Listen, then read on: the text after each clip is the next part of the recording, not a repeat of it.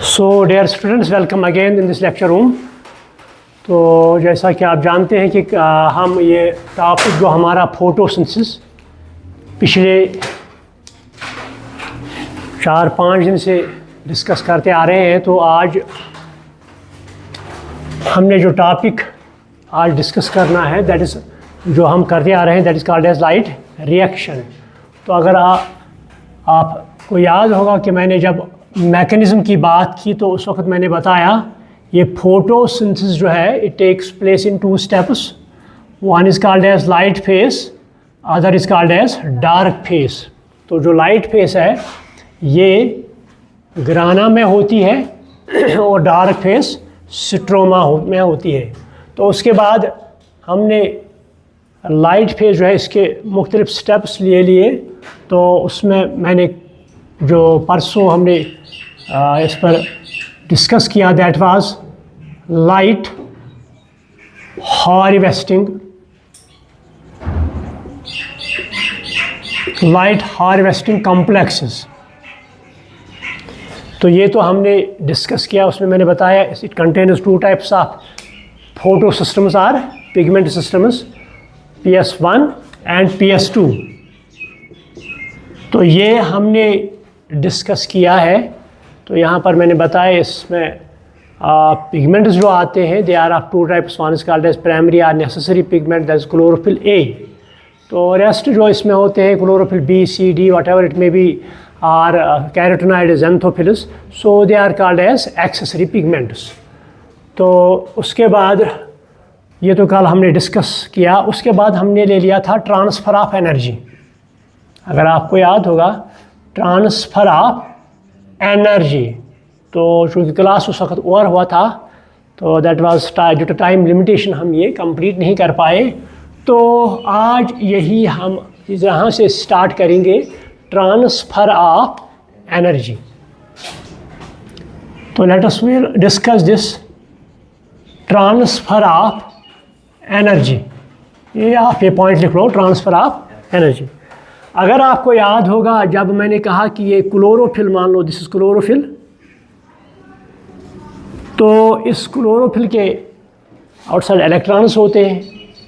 तो उस वक्त मैंने बताया जब सन से एनर्जी आती है that is in the form of photons या इन द फॉर्म ऑफ कांटा या इन the form of solar energy या रेडिएंट एनर्जी, तो वो इस क्लोरोफिल पर आती है।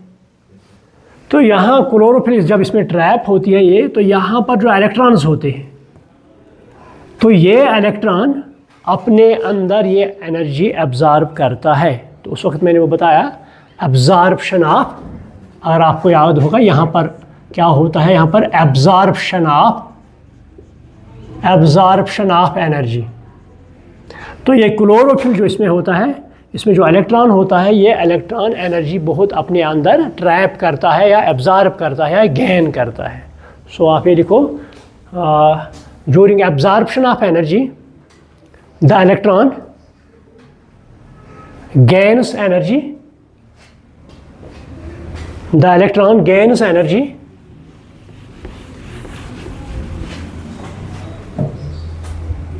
The electron gains energy. तो जब ये एनर्जी गेन करता है तो ये इस अपने दायरे में नहीं अब रहता है, ये इससे बाहर आता है। ये जो अपना उसका ओरिजिनल पोजीशन है दिस इज़ कॉल्ड एज, या ओरिजिनल जगह जो है प्लेस है that is called as ground state.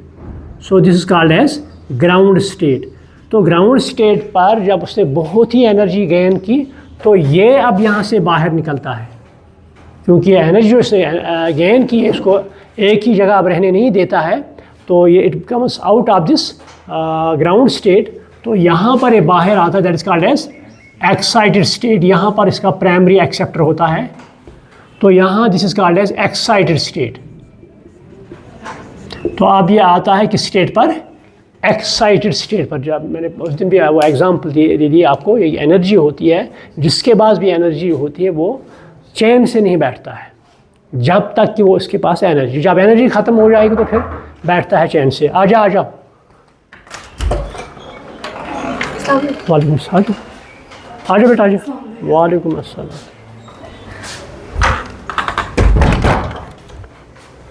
बैठो।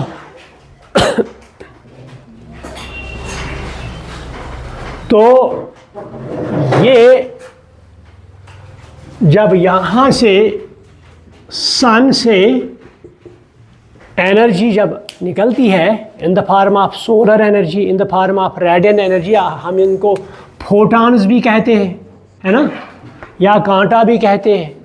तो जब ये क्लोरोफिल पर पड़ती है तो वो क्लोरोफिल इसको ट्रैप करता है। क्योंकि उस क्लोरोफिल में इलेक्ट्रॉन्स होते हैं तो वो इलेक्ट्रॉन एनर्जी गेन करते हैं, है ना, क्योंकि सोलर एनर्जी है ये गेन करते हैं। गेन करने के बाद मान लो जिसका एक्चुअल प्लेस है जिसका कॉल्ड एज ग्राउंड स्टेट, तो ground state is also called as stable state, है ना, it's called as stable state. तो जब ये एनर्जी गेन करता है ये इस स्टेबल स्टेट और ग्राउंड स्टेट में नहीं रहता है, इसे बाहर आता है कहाँ पर, एक्साइटेड स्टेट पर। तो चूंकि उसने एनर्जी बहुत गेन की तो ये एनर्जी इसको चैन से रहने नहीं देगी जब तक कि ये इलेक्ट्रॉन जो है ये सारी की सारी एनर्जी वापस दे दे या लूज कर ले, क्योंकि इसको वापस आना है कहाँ, ग्राउंड स्टेट पर। लेकिन ये एक ही स्टेप में नीचे नहीं आता है कि ये एक ही स्टेप में ये इलेक्ट्रॉन ग्राउंड स्टेट पर नहीं आता है, but it comes step by step. मान लो इस स्टेप पर आ गया, इस स्टेप पर आ गया, इस स्टेप पर आ गया, वो it becomes step by step. ये खुद नहीं आता है बल्कि इसको यहाँ पर कोई लाता है, या इसको हम डाउन हिल जर्नी भी कहते हैं, डाउन हिल जर्नी। तो यहाँ पर बहुत से इलेक्ट्रॉन कैरियर्स उसको लाते हैं वापस, क्योंकि यहाँ नहीं रह सकता है, इसको वापस आना है अपनी जगह। तो ये टाइम कुछ लेता है यहाँ से वापस आने तक, that is equal to 10 raise power -9 seconds. यानी जब इलेक्ट्रॉन इस क्लोरोफिल में एनर्जी गेन करता है फिर ग्राउंड स्टेट से एक्साइटेड स्टेट पर चला जाता है, लेकिन वो वापस आता है, लेकिन पहले इसको जो एनर्जी से गेन की है इसको लूज़ करनी है। तो time taken that is 10 raise power -9 seconds में ये वापस आ जाता है अपने।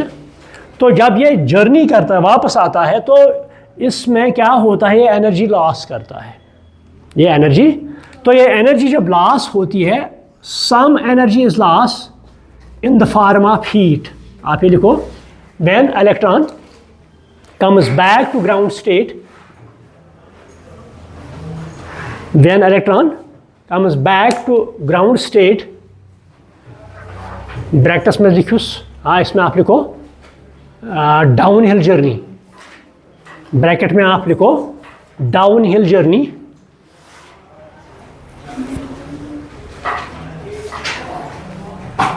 It loses energy. It loses energy. Some energy is lost in the form of heat. Some energy is lost in the form of heat. यानी कुछ energy जो अब ये लूज करता है in the form of heat, है ना। अगर आपने देखा होगा जब हम चलते हैं, वॉक करते हैं तो हमारे पैर गर्म होते हैं। आप रगड़ो ये हाथ गर्म होते हैं। क्यों गर्म होते हैं? क्योंकि जब हम रगड़ते हैं तो यहाँ से एनर्जी बाहर आती है इन द फॉर्म ऑफ हीट। ठीक, तो यहाँ पर भी कुछ एनर्जी जब लॉस होती है इस इलेक्ट्रॉन से, that is in the form of heat, number 1।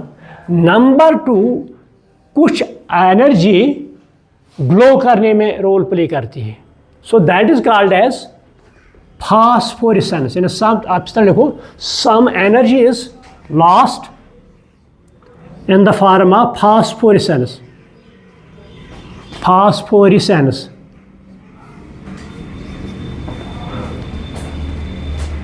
Some energy is lost in the form of phosphorescence. तो कुछ एनर्जी यहाँ पर ADP और इनऑर्गेनिक फास्फेट को मिलाने में रोल प्ले करती है, क्योंकि ये तो सब कुछ सेल में होता है। ये तो होता है किसमें, ये तो थाइलोकॉइड जो होता है क्लोरोप्लास्ट का, तो उसकी अंदर जो कैविटी है that is called as lumen. This cavity is called as lumen. ये इसी में सारा होता है ना। अभी मैं तो सिर्फ कह रहा हूँ कि एब्जॉर्प्शन ऑफ एनर्जी क्या होता है इस वक्त। हालांकि जब मैं पढ़ाऊँगा उसको मैं उस वक्त मैं डिटेल में बताऊँगा। तो ये इसके अंदर सारा होता है। यहाँ पर एक क्लोरोफिल है, तो लाइट आ गई इस पर, ट्रैप हुई क्लोरोफिल में, तो इलेक्ट्रॉन ने गेन की, ये बाहर आ गया। थाइलोकाइड से बाहर नहीं चला जाता है, मैंने कहा क्लोरोफिल से बाहर आता है तो यहाँ एक्साइटेड स्टेट पर, लेकिन फिर वापस चला जाता है ग्राउंड स्टेट पर।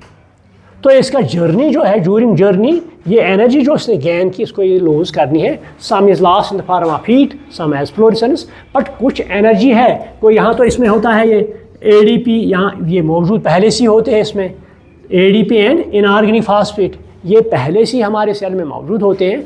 तो ये मिलेंगे कब? जब हम इनको एनर्जी देंगे। तो पहले क्या होता है, ऐसे होता है, ये इनऑर्गेनिक फॉस्फेट ऐसे होता है। तो ये मिलेंगे, ये बनाएंगे क्या? एटीपी, है ना, एडेनोसिन ट्राइफॉस्फेट। ये तभी बनाएंगे जब इनको एनर्जी मिलेगी। तो ये इलेक्ट्रॉन जो यहाँ से डाउनहिल जर्नी करता है, तो कुछ एनर्जी यहाँ पर एडीपी और इनऑर्गेनिक फॉस्फेट जो है यहाँ पर ट्रैप होती है। वो क्या बनाता है? That forms ATP. सो लिखो some energy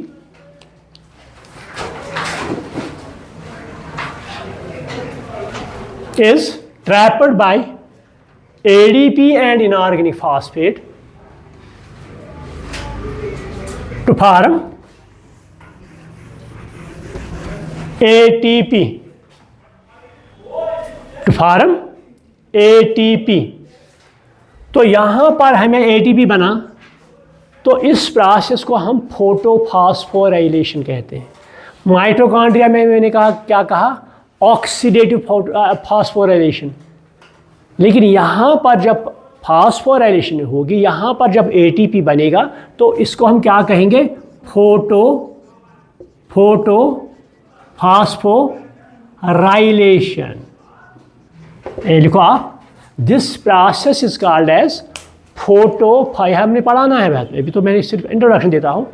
this process called as photophosphorylation and a formation of ATP from ADP and inorganic phosphate in the presence of light. Formation of ATP from ADP and inorganic phosphate in the presence of light. It is called as photophosphorylation. Clear? तो ये actual होता है, यहाँ पर हमें ATP की ज़रूरत है। ये ATP यहाँ पर बनता है, और एक यहाँ पर बनता है NADPH, वो मैं बाद में बताऊँ। So this is called as absorption of energy. This is called as during absorption of energy. ये इलेक्ट्रॉन जब एनर्जी गेन करता है, फिर लॉस करता है और हमें ATP देता है। क्लियर? तो उसके बाद नेक्स्ट स्टेप मैंने यहाँ बताया आपको, that is called as photolysis of water. ये देखो आप next point, photolysis of water.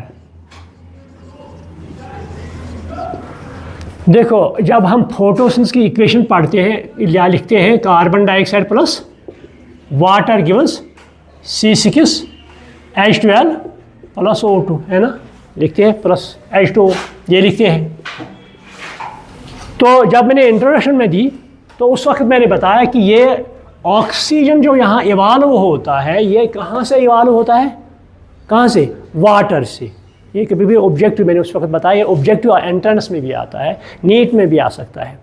जो ऑक्सीजन फोटोसिंथेसिस में इवाल्व होता है, ये कहाँ से बनता है? हमें वाटर से। तो कार्बन डाइऑक्साइड क्या बनाएगा? C6H12O6, लेकिन इसको केमी किस चीज़ की है? हाइड्रोजन की, है ना। देखो इस ग्लूकोज में क्या क्या है? कार्बन है, हाइड्रोजन है और ऑक्सीजन, 3 है ना। तो कार्बन डाइऑक्साइड में क्या क्या है? कार्बन और ऑक्सीजन। केमी किस चीज़ की है? तो ये वाटर जो है, ये इसको हाइड्रोजन प्रोवाइड करेगा। तो किस वक्त प्रोवाइड करेगा? That is called as photolysis of water. आप ये लिखो, that is called as photolysis of. Photolysis means जब ये वाटर ब्रेकअप होगा, ब्रेक डाउन होगा, देखो यहाँ पर लिखेंगे हम वाटर H2O, या मैं लिखूँ यहाँ पर HOH, जनरल में बताऊँ HOH है, मतलब हम लिखे हैं वाटर क्या H2O। अगर मैं ये लिखूँ HOH, इसमें कोई प्रॉब्लम है? क्योंकि इसमें दो चीज़ होती है, एक तो H प्लस होता है और OH माइनस होता है ना, OH माइनस, यानी वाटर में दो चीज़ें होती हैं, एक तो H होता है और एक OH होता है, इसीलिए मैंने यहाँ लिखा है। तो यहाँ पर जब इस पर लाइट पड़ती है, जब इस पर, किस पर, वाटर पर जब लाइट पड़ती है तो ये वाटर लाइट की मदद से ब्रेकअप होता है। तो यहाँ पर दो वाटर मॉलिक्यूल्स आते हैं, ब्रेकअप होते हैं, ये तो क्या देते हैं 4H प्लस, क्या देते हैं 4H प्लस OH 4 माइनस, ये देते हैं। ठीक, क्या क्या मैं मैकेनिज्म समझ रहा हूँ। एक तो H प्लस देते हैं ये, दूसरा OH 4 टाइम्स। तो ये जो है इट गिव्स H2 ट्वाइस, ये पोर्शन जो है ना, ये क्या हमें देता है हाइड्रोजन H2 ट्वाइस। तो ये हाइड्रोजन किसके साथ मिलेगा? अभी तो मैकेनिज्म मैंने पढ़ा ही नहीं, अब मैं समझ रहा हूँ होता क्या है। वाटर ये सुपरलेटिव होता है जिसका called is photolysis of water. तो यहाँ पर हाइड्रोजन अलग आएगा, OH ग्रुप यानी हाइड्रोक्सिल ग्रुप ये अलग होगा। तो जो ये है ये क्या देगा हमें ट्वाइस हाइड्रोजन। ये जो है it will give number 1 H2O, number 2 oxygen. This portion OH जो है ना, OH 4 टाइम्स ये क्या देगा वाटर प्लस, हालांकि जब ऑक्सीजन यहाँ बनता है that is formed as this form O, this is not O2, पहले क्या बनता है O, this is called as nascent oxygen और एटॉमिक ऑक्सीजन। अगर याद होगा कल का परसों का लेक्चर, तो मैंने उस वक्त बताया जो क्लोरोफिल ए सेंटर में होता है एज रिएक्शन सेंटर, याद है आपको? तो इर्द गिर्द क्या होते हैं इसके एक्सेसरी पिगमेंट्स, याद है? तो जब लाइट पड़ती है इस पर, तो अगर वो डायरेक्टली यहाँ पर पड़ेगी तो क्लोरोफिल इसकी फोटो ऑक्सीडेशन होगी, ये डैमेज होगा। तो उस वक्त ये जो बाकी पिगमेंट्स हैं ये इसको बचाते हैं, क्योंकि वहाँ पर क्या बनता है नेसेंट ऑक्सीजन पहले। तो वो नेसेंट ऑक्सीजन इस क्लोरोफिल का फोटो ऑक्सीडेशन करेगा, तो इसकी वजह से क्लोरोफिल जो है ये डैमेज होगा। तो जो एक्सेसरी पिगमेंट्स हैं उसको ये बचाते हैं। तो it forms then O2, this called as molecular oxygen, that is called as nascent oxygen और atomic oxygen, this called as molecular oxygen. तो ये बनता है यहाँ किसमें? तो यहाँ मैं समझाओ। अब ये एक साइंटिस्ट था, उसका नाम था हिल, रॉबर्ट हिल, आप ये लिखो Robert hill, who gave photolysis of water. Robert hill who gave photolysis of water, जिसने फोटोलिसिस ऑफ वाटर दिया, इस पर स्टडी की। तो क्या बताया उसने, ये वाटर जो है इसको हम लिखेंगे किसमें HOH की फॉर्म में, क्लियर? तो जब इस पर लाइट पड़ती है तो ये वाटर ये ब्रेकअप होता है, एक तो H प्लस में और OH माइनस में। समझ में आ गया? यहाँ पर जब इस पर लाइट पड़ी तो लाइट की वजह से ये ब्रेकअप हुआ, सुपरेट हुआ, हाइड्रोजन या मतलब H पॉजिटिव ये एक साइड आ गया, तो हाइड्रोक्साइल माइनस ये दूसरी तरफ आ गया। तो यहाँ पर दो वाटर मॉलिक्यूल्स ये आते हैं, यहाँ पर कितने? दो वाटर मॉलिक्यूल्स। जब दो आएंगे 2 to 4, यहाँ पर हाइड्रोजन कितने बनेंगे? 4 है ना। तो this will be also 2 times, या सॉरी 4 टाइम्स। तो यहाँ पर भी 4 टाइम्स आएगा ये, ठीक है। तो यहाँ पर क्या होगा, ये H2 देगा, जो H पॉजिटिव बना यहाँ पर, ये क्या देगा H2। तो ये है OH, ये हमें एक तो वाटर देगा और ऑक्सीजन प्रोवाइड करेगा। So this is called as photolysis of water. ये हाइड्रोजन कहाँ आएगा, यहाँ कार्बन डाइऑक्साइड यहाँ पर आएगा इसमें, तो इसके साथ कंबाइन होगा, तो ये दोनों का वाटर और ऑक्सीजन बाहर आएंगे। Clear? So this is called as photolysis of water, or this also called as Hill reaction. आप ये देखो, photolysis of water is also called as Hill reaction. कभी कभी बोर्ड के एग्जाम में आ सकता है, write a short note on photolysis of water या हिल रिएक्शन। ये आ गया समझ में कि फिर से बताऊं? हैं? तो ये थर्ड पॉइंट था इस लाइट रिएक्शन में जो होता है, लेकिन ये कहाँ पर होता है अभी नहीं, मैंने भी बताया ही नहीं। तो इसके बाद इंपॉर्टेंट पॉइंट यहाँ पर होता है, that is called as photophosphorylation. अब आ गए हम असली मैकेनिज्म पर। जो फोर्थ स्टेप है वो क्या है? फोटो, ये आप लिखो फोटो फास्फोराइलेशन। तो यहां पर अब आएंगे डायरेक्टली फोटो फास्फोराइलेशन। तो अभी मैंने बताया आपको फास्फोराइलेशन, मैंने अभी आपको बताया फास्फोराइलेशन। जनरली कभी कभी आ सकता है एग्जाम में, right A note on phosphorylation. तो फास्फोराइलेशन मैंने बताया, ये एक प्रोसेस है जिसमें एडीपी और इनऑर्गेनिक फास्फेट कंबाइन होते हैं with the help of energy and forms ATP. They form ATP. Clear? So this process is called as phosphorylation. आप ये लिखो, the process which involves formation of ADP from ATP from ADP and inorganic phosphate. Generally मैंने कहा phosphorylation, ADP and inorganic phosphate is called as phosphorylation. Clear? तो ये phosphorylation mitochondria में भी होती है, ये फास्फोराइलेशन क्लोरोप्लास्ट में भी होती है। जब ये माइटोकॉन्ड्रिया में होगी तो वहाँ हम क्या कहते हैं इसे? Oxidative phosphorylation.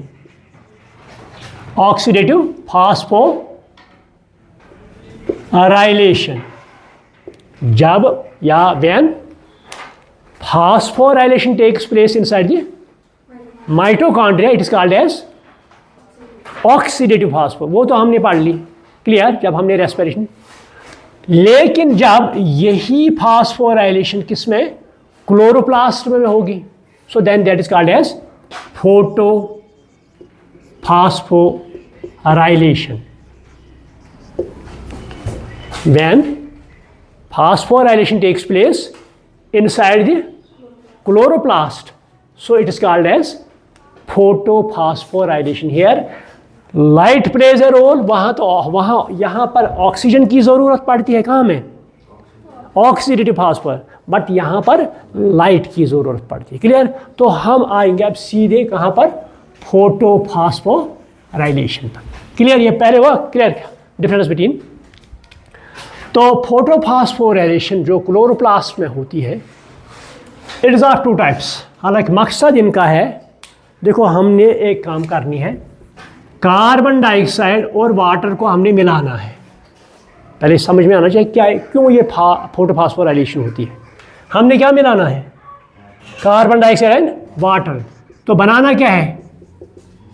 एस्टेट, ये हमने बनाना है ना। तो इसके लिए हमें दो चीज़ों की ज़रूरत है। वन, एनर्जी, यानी एक तो हमें किस चीज़ की ज़रूरत है? एनर्जी की ज़रूरत है, क्योंकि एनर्जी के बगैर कोई काम हो ही नहीं सकती है ना। दूसरा, हमें हाइड्रोजन की ज़रूरत है, क्योंकि कार्बन डाइऑक्साइड, क्योंकि ये हाइड्रोजन, ये इसका किसका? वाटर का हाइड्रोजन यहाँ पर नहीं आता है। कभी कभी ये ऑब्जेक्टिव आ सकते हैं, आप नोट कर लो। वाटर का हाइड्रोजन जो है ना, ये यहाँ पर वाटर देता है और so it acts as hydrogen donor. मगर जब ये स्प्लिट होगा, जब ये स्प्लिट होगा तो ये बाद में वो कहाँ पर देता है वो आप हम पढ़ेंगे बाद में। सो दो चीज़ों की ज़रूरत है, एक नो हाइड्रोजन की ज़रूरत है, ये इसके साथ कंबाइन होगा, तो कंबाइन करने के लिए हमें एनर्जी की ज़रूरत। तो एनर्जी हमें सेल में किस फार्म से मिलती है?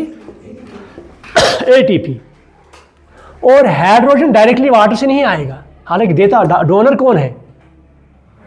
कभी कभी ऑब्जेक्टिव आएगा hydrogen donor during photosynthesis water, hydrogen donor during photosynthesis water, मगर डायरेक्टली ये नहीं आएगा। तो ये यहां पर NADPH बनाता है। क्या बनाता है? NADPH, nicotine amine adenine dinucleotide phosphate. अगर हाइड्रोजन होगा that is reducer form, hydrogen के बिना ऑक्सीडाइजर फार्म। क्लियर? तो ये दो चीजें हमने बनानी है। कौन कौन? ATPF समझ लो कौन कौन? ये दोनों इस फोटोफॉस्फोराइलेशन में बनते हैं या ये लाइट रिएक्शन में बनते हैं। अभी इसीलिए लाइट रिएक्शन होती है। हमने कार्बन डाइऑक्साइड फिक्स करना है। कार्बन डाइऑक्साइड फिक्स करने के लिए एक तो हमें एनर्जी की ज़रूरत है, ATP की ज़रूरत है, दूसरा तो हमें हाइड्रोजन या NADPH। तो ये बोथ कहाँ से बनते हैं? Light reaction. तो ये दोनों जो मिलाते हैं इनको हम एसिमिलेटरी पावर कहते हैं। यानी बोथ, ये लिखो ये point, both ATP and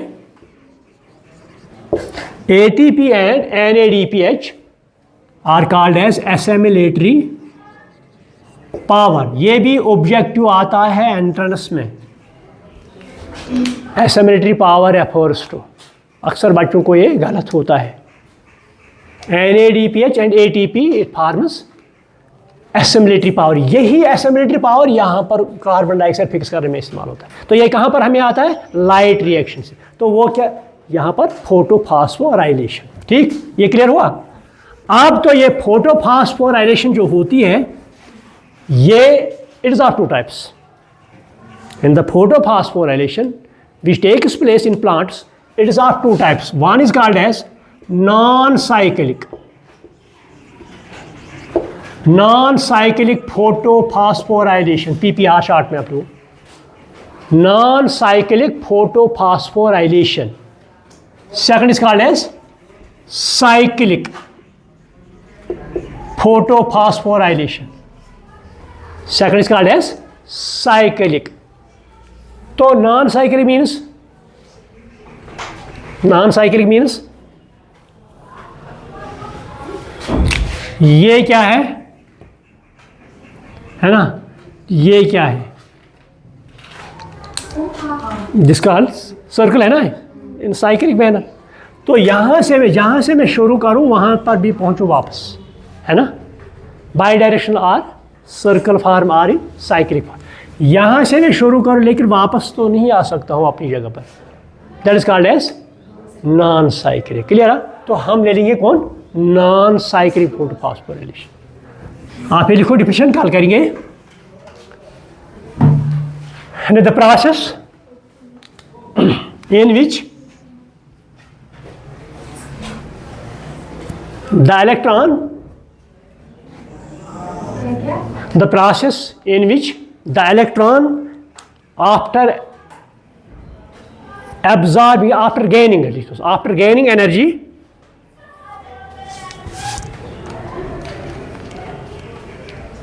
comes to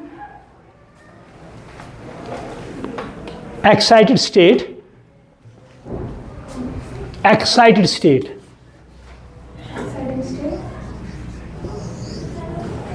and same electron is not क्या लिखते पहले मुझे आप बताओ। After gaining energy from chlorophyll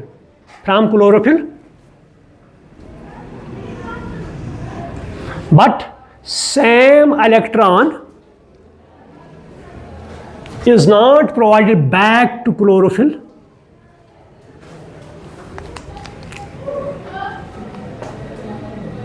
but it is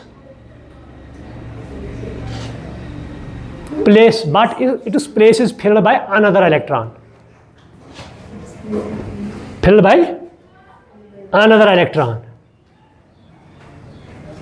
is called as non-cyclic photophosphorylation.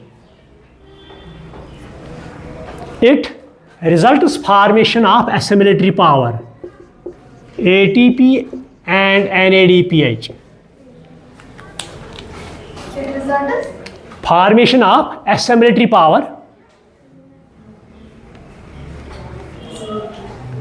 power, ATP and NADPH. देखो यहाँ पर मैंने बताया क्लोरोफिल है, ATP एंड NADPH. देखो ये क्लोरोफिल है. जब इस पर लाइट पड़ी, ठीक, यहाँ पर इलेक्ट्रॉन है, यहाँ पर इलेक्ट्रॉन है, तो ये इलेक्ट्रॉन क्या एनर्जी गेन करेगा, तो यहाँ से वापस चला जाएगा. यहाँ पर यहाँ क्या बना, यहाँ होल बना ना, यहाँ होल बना ना, क्योंकि without electron is so here positive charge form, तो इट क्रिएट्स अ होल. आपको समझ में आता है? जब ये मान लो ये इलेक्ट्रॉन यहाँ पर था, तो ये इसने एनर्जी गेन की, यहाँ से बाहर चला गया, तो यहाँ पर होल क्रिएट हुआ, खाली जगह क्रिएट हुई, तो इसको भरना है. बोर्ड की तरफ आप देखो, लाइट पड़ी इस पर, किस पर? क्लोरोफिल पर. इलेक्ट्रॉन ने एनर्जी गेन की, ये यहाँ से बाहर निकला, कहाँ गया? एक्साइटेड स्टेट पर. तो यहाँ पर ये होल क्रिएट हुआ या खाली जगह, तो इस खाली जगह को हमने फुल करना है.